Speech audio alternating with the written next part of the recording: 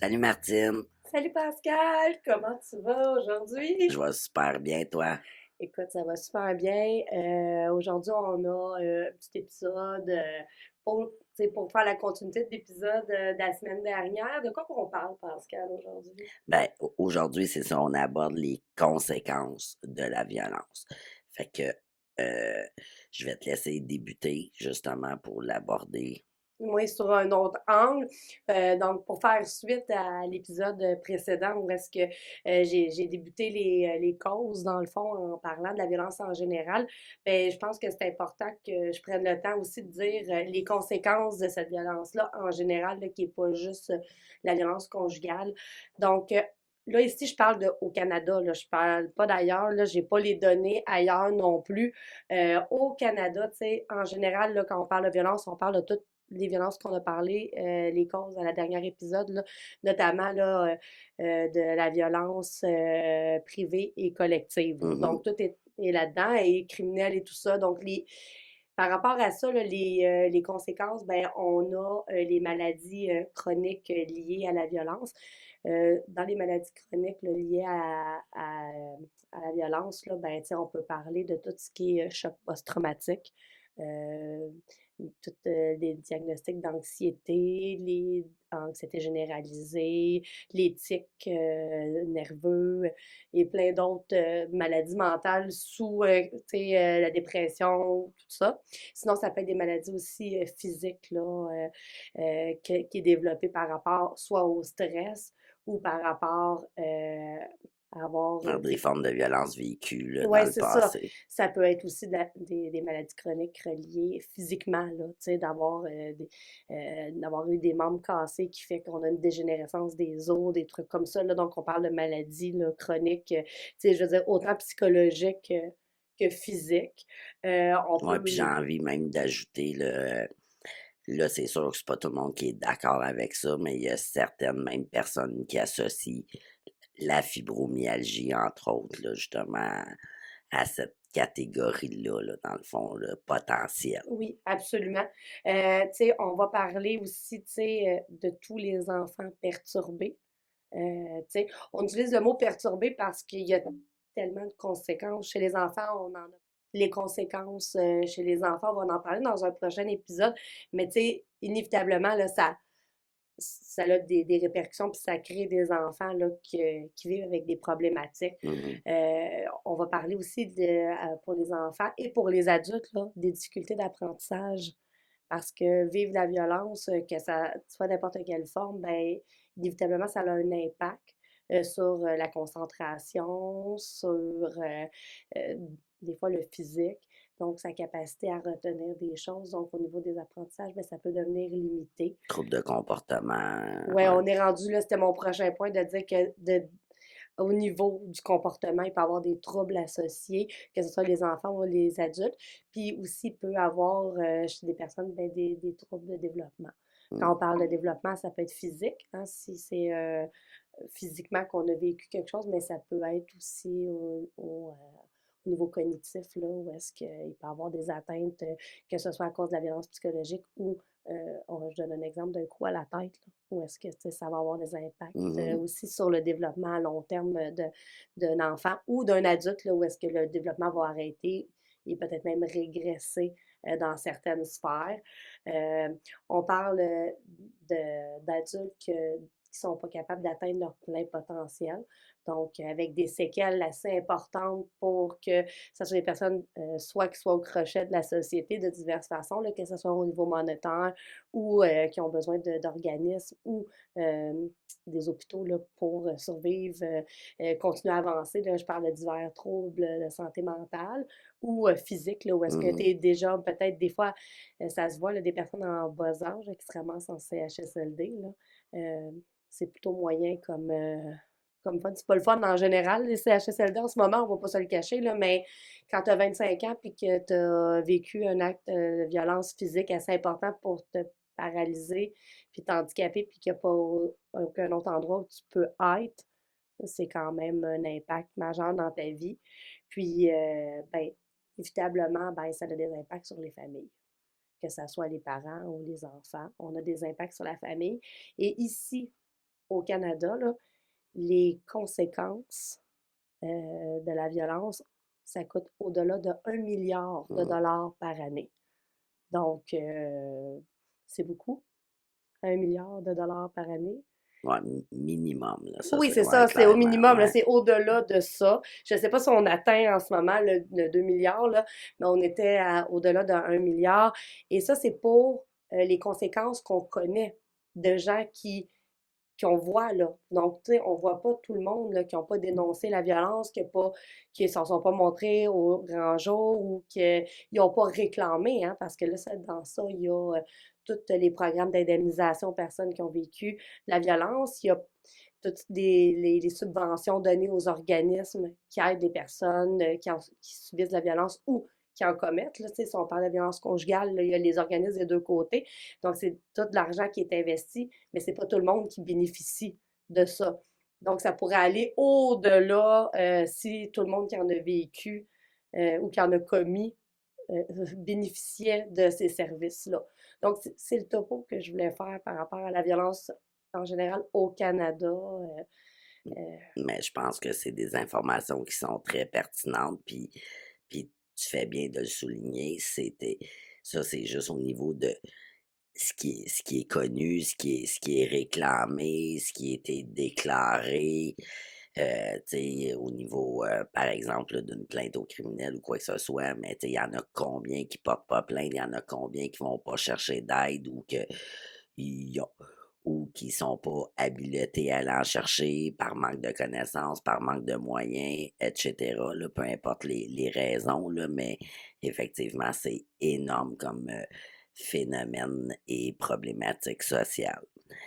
Si je vois d'un aspect plus, spécifique au niveau de la violence conjugale, évidemment, c'est clair qu'il y a des conséquences également, certaines qui peuvent se retrouver à travers ce que tu as déjà nommé, parce que en l'amenant d'une façon globale comme tu l'as fait, ça peut inclure là, plusieurs catégories.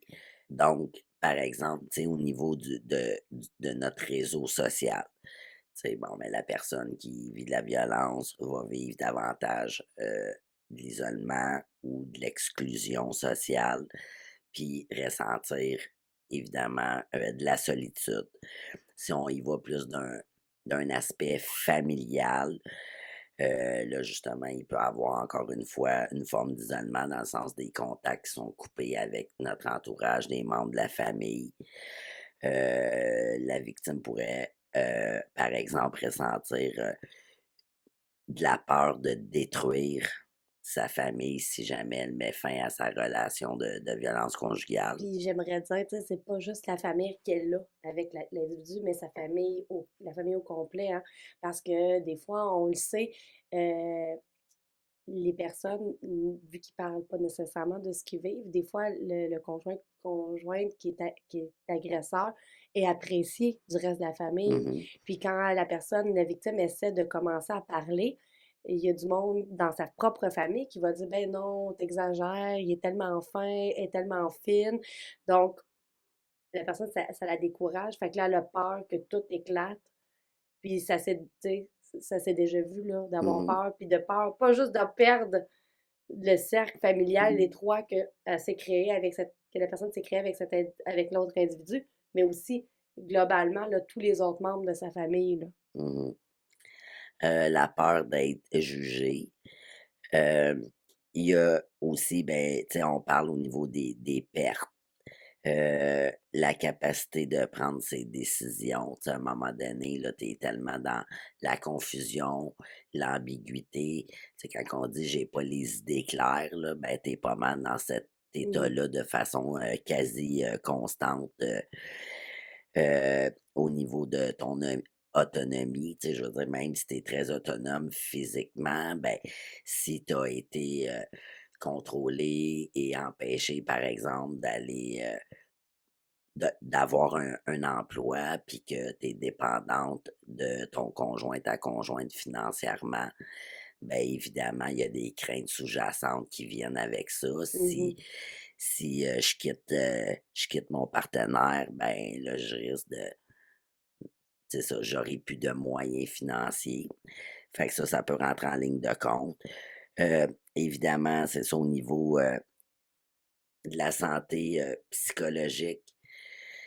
Il y a la perte de l'estime, sentiment de pas avoir de courage, tu sais, dans l'optique que autant si on n'a pas quitté, on peut se taper sa tête en se disant: «Bon, je suis pas assez courageux, j'ose pas partir».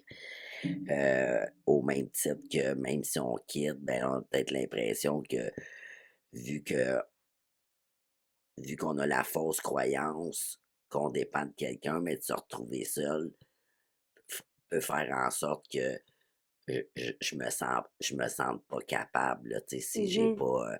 si j'ai pas de soutien, puis, si j'ai pas de recul, là, par rapport, à ma Mais situation. ça a beaucoup d'impact là, au niveau tu sais, psychologique. Là. C'est qu'il y a eu une déconstruction là, de notre propre perception là, pendant la violence qu'on vit. Là. Donc, c'est sûr qu'après ça, là, tout ce qu'on pense de nous est peut-être pas nécessairement vrai. Mmh. Donc, tu sais, on part à reculons. Puis, ben, il faut tout qu'on réapprenne ça. Donc, les conséquences peuvent être terribles, là. Ouais. Tu sais, il y a des personnes qui savent même plus qui elles sont. Tu sais, quand on n'est même plus capable de dire si j'aime, qu'est-ce que j'aime, c'est quoi ma couleur préférée, c'est quoi mon repas préféré, parce qu'on a été reconditionné. C'est des conséquences qui sont graves, là. Mais vraiment, puis c'est ça, puis justement, c'est de réapprendre à se connaître, à connaître justement c'est quoi mes valeurs, c'est quoi mes forces, c'est quoi mes intérêts, c'est quoi mes goûts, là, c'est ça. Ça peut effectivement être un travail comme de très ardu, de longue haleine, j'allais dire. C'est ça, quand je parle de santé psychique, psychologique, il y a aussi au niveau, là, tu sais, que de la confiance en soi, l'estime de soi, évidemment, comme je viens de le dire. Il peut y avoir de la déprime, voire même jusque de la Ah dépression ouais. aussi, là. L'anxiété, tu sais, tout ce que On j'ai déjà nommé aussi Ouais, précédemment, là, je veux dire, ça s'applique, là. ouais.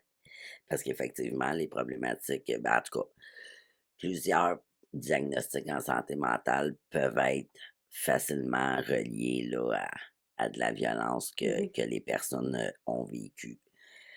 Pas tous et toutes, mais on en voit quand même régulièrement, là, à mhm. travers notre travail. La personne justement qui vit ça aussi, bon, ben, évidemment, il peut y avoir, tout plein d'émotions, là, qui sont reliées à ça. Mhm. Donc, de la colère, de la frustration, évidemment, parce que c'est de l'injustice, puis l'injustice crée souvent de l'émotion de la colère. Sentiment de culpabilité, de la peur, tout court, là. Tu sais, on nomme certains aspects, là, au niveau de la peur, mais tu sais, c'est la peur de façon générale. Heu, une dévalorisation. Oui, effectivement, le Pascal, les sentiments, il y en a plusieurs, tu sais. Puis là, on va le nommer, là, la honte. Mmh, OK? Euh, Malgré tout, les personnes qui vivent la violence ressentent souvent la honte. Tu sais, oui, il y a la mmh. culpabilité, ils se sentent coupables, la culpabilisation des agressions qu'ils ont vécues, mais avoir honte d'avoir vécu ça, puis avoir peur d'en parler, tu sais. Fait que là, on mélange plusieurs émotions ensemble. C'est souvent le cas. On voit beaucoup là, les conséquences, là, c'est d'avoir plusieurs émotions mélangées. C'est déchirant, puis il faut faire un peu de Puis ménage. effectivement, pas des sentiments agréables, puis j'ai juste envie de dire comme, tu sais, probablement que tu déjà entendu ça toi aussi. On l'entend peut-être un petit peu plus au niveau, d'une personne qui a vécu des agressions sexuelles, mais tu sais, la formulation de: je me sens sale», Mhm. tu sais, fait que ça aussi, ça peut rentrer, là, dans le sentiment de honte, là, suite à des agressions vécues, là. Puis, tu sais, je ferais le lien avec, tu sais, la santé psychologique qu'on parlait, tu sais, autant que la personne, tu sais, elle a pas de confiance en elle, mais autant qu'après ça, le sentiment qu'elle peut vivre, c'est de se taper sa tête, puis de renforcer ça. de dire, à cause de la honte puis de la culpabilité, de dire, ben c'est de ma faute si j'ai vécu ça. En plus de déjà se sentir en dessous du tapis, Mhm. ben, tu sais, on s'approprie tout, puis on fait ça. Donc, tu sais, c'est rien de le fun, là, Non, comme conséquence. Puis, tu sais, il faut sortir de ce cercle-là. Puis, une fois qu'on est sorti, ben, il faut aller au-delà. Puis, je pense que les émotions, c'est la clé, hein, de tout ça, là, de comment je me sens par rapport à ça. effectivement. C'est un excellent indicateur, là, justement, que j'allais dire. Et sinon, ben, j'aimerais, tu sais, comme qu'on termine ce volet-là au niveau des impacts sur la santé physique. Bon, t'en as nommé tout à l'heure aussi à travers ce que tu as dit. Puis j'en ai nommé aussi également, mais le fait d'être constamment fatigué, épuisé, tu sais, pas d'énergie, tout le stress que ça occasionne, ça aussi, effectivement, ça engendre des symptômes physiques, maux de tête, tu sais, que ce soit le rythme cardiaque, tu sais, être un petit peu en état d'alerte là, Mhm. constamment. Fait que tout ça, là, c'est ça. Puis là, il y en a d'autres, il y en a Ah oui, d'autres, il les y en maux a de d'autres, ventre, mais les nausées, ben, tu sais, il y a personnes qui développent des troubles alimentaires, là. Ça, c'est mhm, plate, là, mais, tu sais, quand il n'y a plus rien qui rentre, il n'y a plus rien qui rentre. Donc, tu sais, on peut développer autre chose, des vomissements.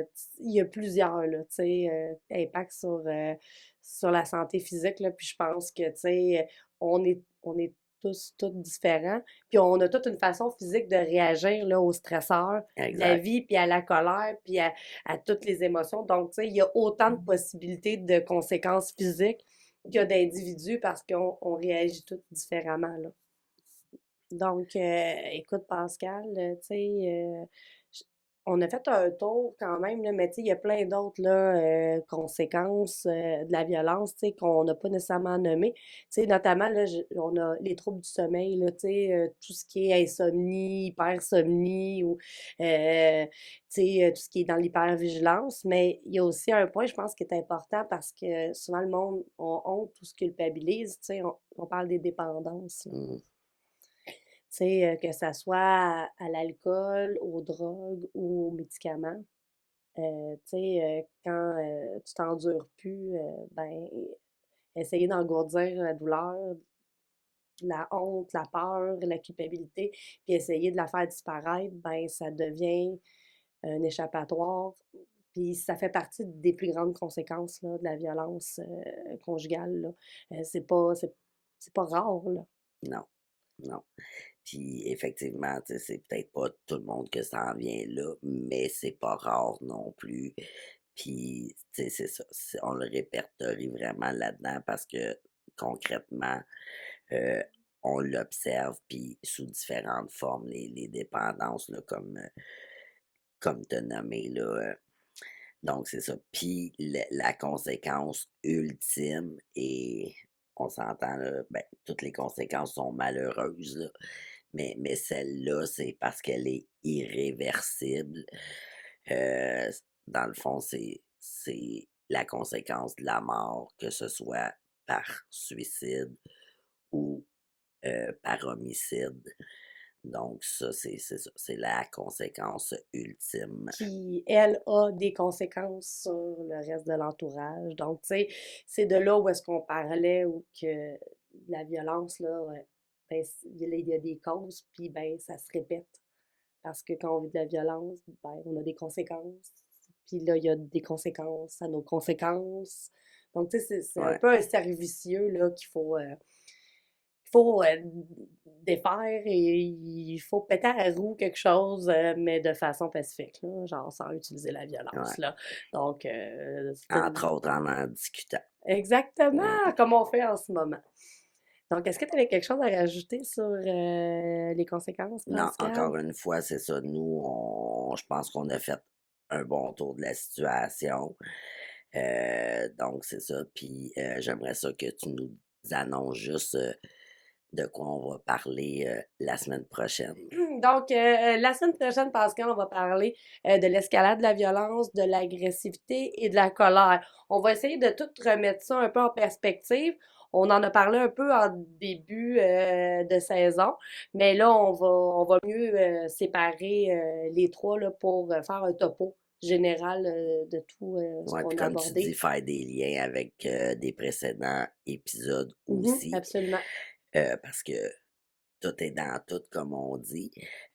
D'ici là, où est-ce qu'on peut nous voir ou nous suivre, Martine? On peut nous voir sur YouTube, on peut nous suivre aussi sur YouTube, Twitter, Facebook, Instagram, TikTok, on est là. N'hésitez pas, liker, partager, follower. On vous aime, aimez-nous, on aime ça, c'est le fun. Donc, Fait que d'ici là, ben, prenez soin de vous. à la semaine prochaine!